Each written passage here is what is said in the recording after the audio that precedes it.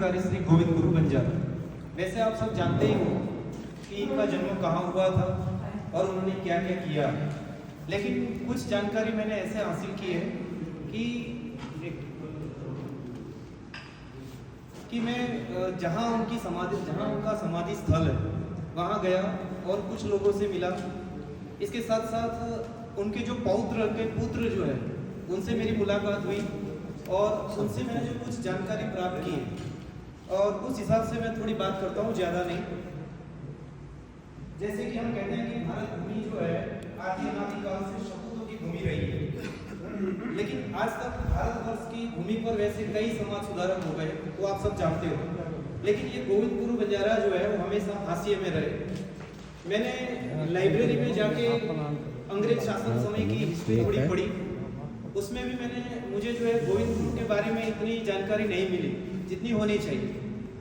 दूसरी तरफ 2017 में गुजरात ने गैजेट निकाला पंचमाल हिस्ट्री, उसमें भी जो है केवल उनकी बेसिक जानकारी है, ज़्यादा उन्होंने क्या किया कैसे किया वो सारी जानकारी नहीं है।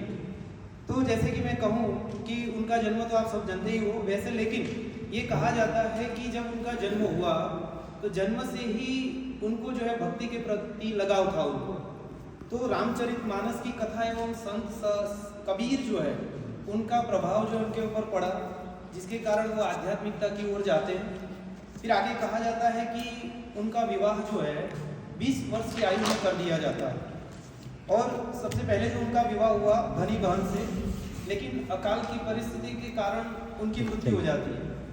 फिर उनका पुनः विवाह जो है गनी बहन से होता है, जिनसे 2 पुत्र एवं 1 पुत्री का जन्म होता है। और गोविंद गुरु बंजारा जो है वो लड़वावत परिवार में जन्मे थे। अब उनकी वंशावली मैंने निकाली है खोज के। 2 पुत्र थे उनके, ऐसे एक हरिदास भाई और दूसरा अमरू भाई। हरिदास भाई है उनके 2 बेटे थे, मानसिंह भाई और गणपत भाई।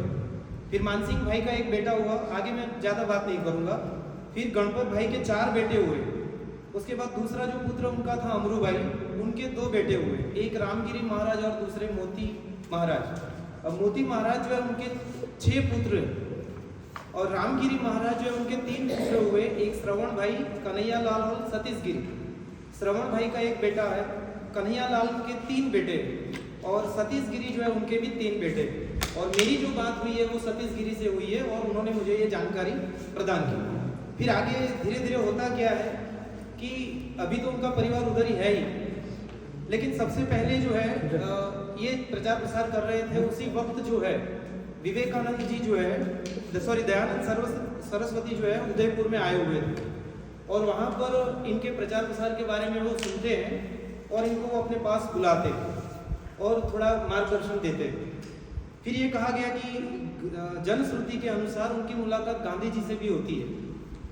तो वो कहते हैं कि श्री गोविंद गुरु बंजारा महात्मा गांधी जी की स्वतंत्रता की लड़ाई की प्रशंसा करते हैं और वे स्वयं भी अंग्रेजों से मुक्ति के विचार आदिवासी जन समाज के सामने वो रखते हैं। ऐसा मुझे जो लोगों से मुलाकात हुई और वहाँ से जानकारी प्राप्त हुई। फिर उसके बाद जैसे कि उन्होंने भगत पंथ की स्थापना की, फिर बाकी इसके साथ साथ सम सभा का आयोजन किया। लेकिन ये सब जो करते हैं उस वक्त ये कहा गया कि उसके आसपास के यहाँ के जो लोग थे उनको लगता है कि ये बगावत करने वाले, तो ये यहाँ के जो राजा थे और अंग्रेजों तक जो है उनकी बातें पहुँचाते। और उनका जो मित्र था उनका नाम है पारगी था, 1 मिनट मैं जरा भूल गया, पुंजाभाई धीराभाई पारगी से उनकी मुलाकात होती है, पुंजाभाई धीराभाई। और ये कहा जाता है कि यहाँ सब जो आयोजन उन्होंने किया और उसके बाद यहाँ अंग्रेज लोग हमला करते और हम सब जानते हैं कि कई सारे लोग मारे जाते हैं उसमें।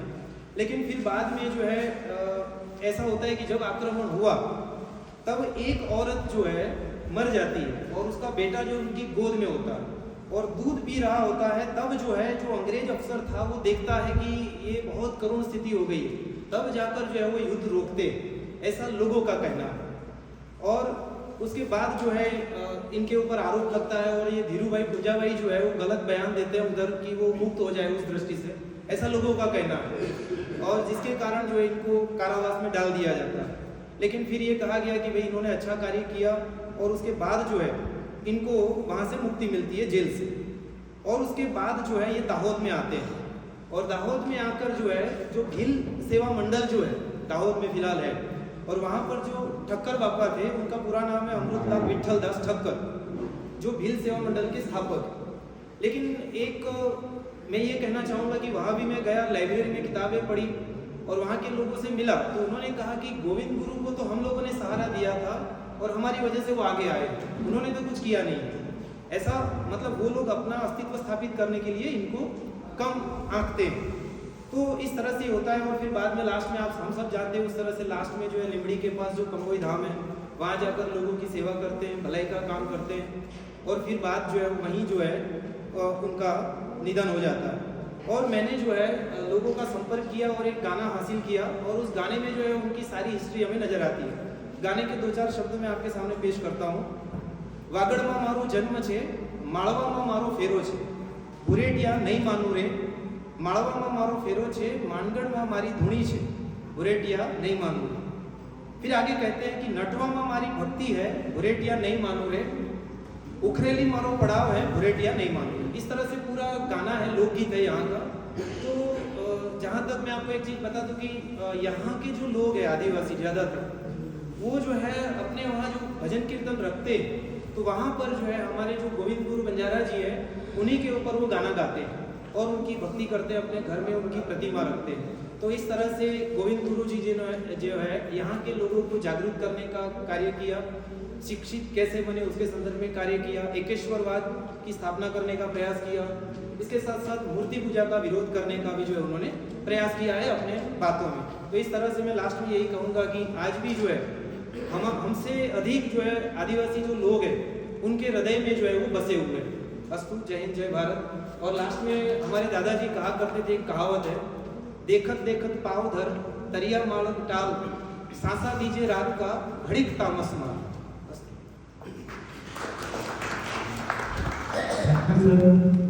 गोविंद बंजारा